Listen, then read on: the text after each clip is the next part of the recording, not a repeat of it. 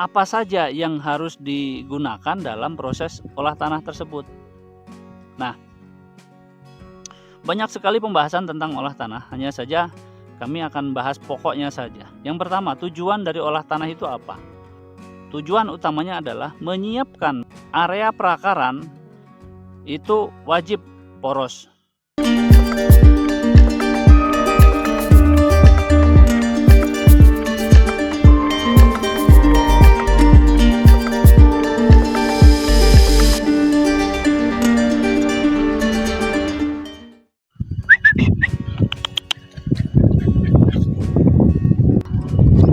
Assalamualaikum warahmatullahi wabarakatuh. Hari ini kita dikawal sama pasukan kebun. Nih, kita ada di kebun alpukat Panjalu dan ini dahulu diratakan dengan menggunakan alat berat. Dan setelah 1,5 tahun ini baru kita bisa sempurnakan perawatan di sekitar pohon itu. Satu, tidak terjadi pemadatan. Lahan yang terlalu padat mengakibatkan perakaran kurang leluasa untuk menembus tanah. Hari ini kita mau bahas tentang manajemen olah tanah, di mana dalam budidaya itu manajemen olah tanah itu sangat vital sekali. Teman-teman petani kebanyakan sibuk membahas tentang pupuk, nutrisi yang sifatnya tidak mendesak. Ibaratnya pondasi sebuah bangunan adalah olah tanah. Pertama yang harus kita tahu adalah sasaran dari olah tanah itu apa. Kalau kita sudah tahu apa sasarannya, apa tujuannya, kenapa harus dilakukan olah tanah, kita masuk ke tahap kedua, bagaimana mengolahnya. Setelah sudah tahu bagaimana mengolahnya, maka yang ketiga adalah apa saja yang harus digunakan dalam proses olah tanah tersebut. Nah, banyak sekali pembahasan tentang olah tanah, hanya saja kami akan bahas pokoknya saja. Yang pertama, tujuan dari olah tanah itu apa? Tujuan utamanya adalah menyiapkan area perakaran itu wajib poros, wajib gembur, wajib empuk, wajib banyak mikroba, wajib ekosistemnya disenangi oleh perakaran-perakaran baru. Yang perlu diketahui oleh kita semua bahwasanya akar yang menembus tanah itu adalah akar muda, bukan akar tua. Jadi setiap pertumbuhan akar, akar muda akan bergerak menembus tanah di sekitar perakar, dan akar itu butuh tanah yang gembur. Akar itu suka daerah yang kandungan airnya cukup, tapi tidak berlebih, karena kalau berlebih itu nanti akan mudah sekali terserang busuk akar. Nah, tujuan olah tanah itu adalah menyiapkan calon-calon akar dari pohon kita itu berkembang dengan optimal.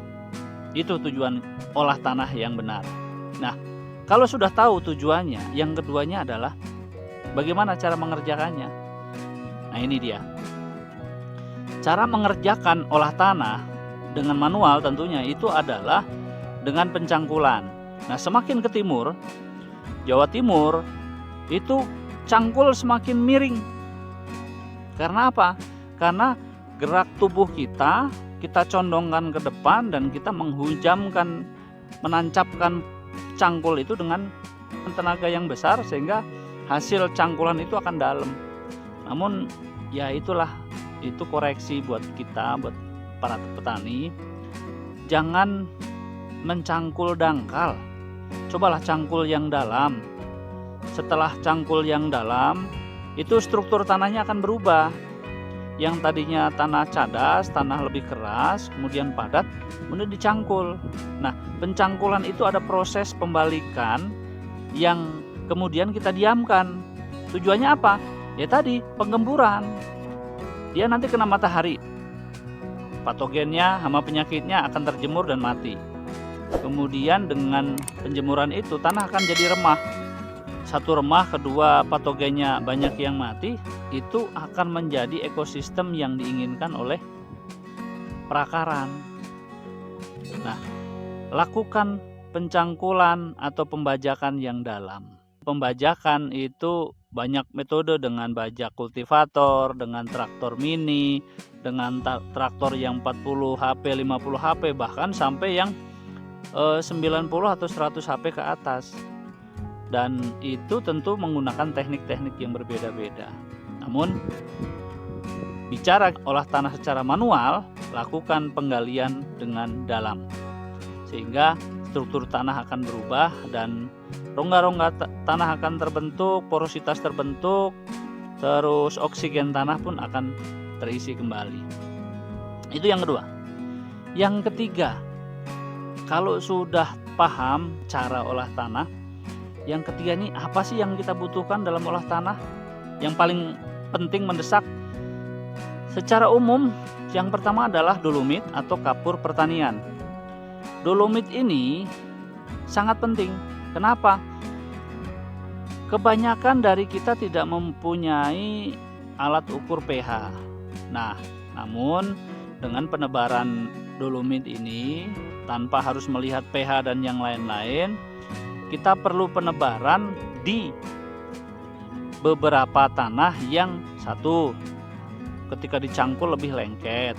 Kedua, yang di rumput-rumput sebelumnya itu adalah alang-alang. Nah, itu wajib gunakan dolomit. Tapi kalau dicangkul udah gembur, kemudian di atasnya adalah rumput-rumput yang batang lunak, itu pH-nya sudah rata-rata sudah stabil. Tidak perlu lagi digunakan dolomit. Hanya saja kalau dolomit di sekitar kalian itu murah dan mudah, ya lebih baik gunakan walaupun tipis. Karena apa? Ada keuntungannya. Satu, mengikat tadi patogen, kemudian senyawa-senyawa yang kurang baik itu ternetralisir. Banyak fungsinya. Nah, setelah dolomit apalagi? Nah, ini dia. Gunakan pembenah tanah. Pembenah tanah itu ya salah satunya dolomit. Hanya saja ada namanya mikroba organisme lokal. Apa sih itu MOL tuh? MOL itu adalah mikroba yang ada di sekitar kebun kita. Jadi nggak usah cari mikroba di luar. Saya sampaikan ini tujuannya adalah agar kalian bisa lebih efektif, nggak terlalu mahal gitu loh. Gunakan MOL. Nah, MOL itu bisa digunakan, diambil dari mikroba-mikroba yang ada di kebun kalian, yang di situ ada beberapa lokasi lahan yang sudah puluhan tahun tidak terjamah.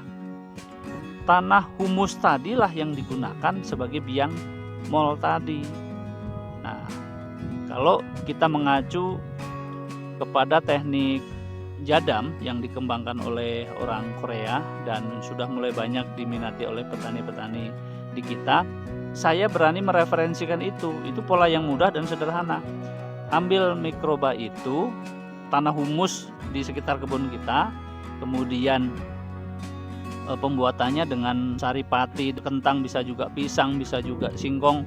Kalau kentang di kalian susah, ya udahlah pisang aja lah atau singkong, yang kemudian direbus dan air rebusannya digunakan itu, kemudian campurkan juga humus tanpa menggunakan air gula atau tanpa menggunakan dekomposter EM4 ataupun gula, air gula, nggak perlu.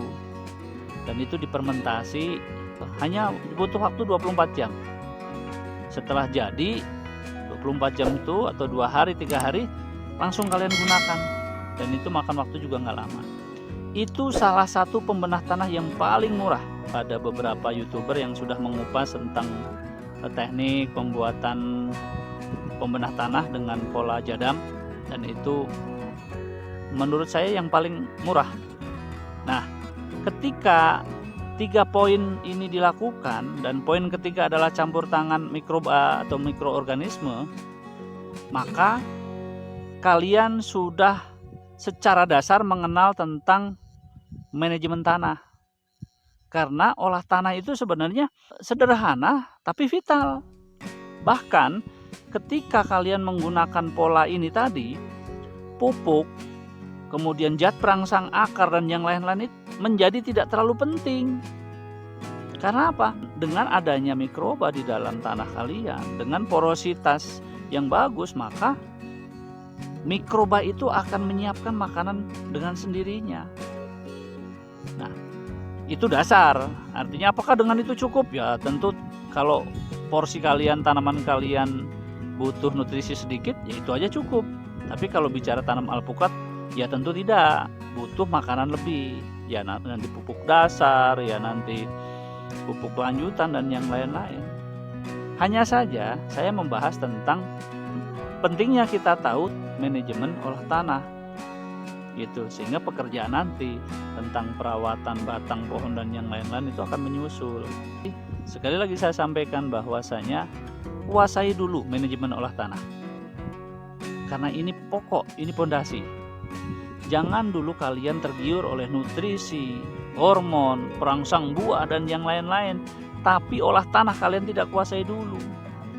Kebalik bos, itu tandanya kalian termakan iklan. Kalian sudah membahas tentang interior rumah kalian, tetapi kalian tidak tahu harus menggunakan pondasi sekuat apa. Kalian pengen punya 2 lantai, 3 lantai rumah kalian, tapi pondasi kalian tidak kuasai. Nah itulah yang jadi masalah. So tetap berkembang, tetap rajin menimba ilmu. Ayo kita jadi petani yang lebih mandiri. Kita jadikan pertanian di kita menjadi lebih mandiri, lebih potensial, dan bisa lakukan swasembada. Salam dari Panjalu, salam dari Bang Thayyib. Assalamualaikum warahmatullahi wabarakatuh.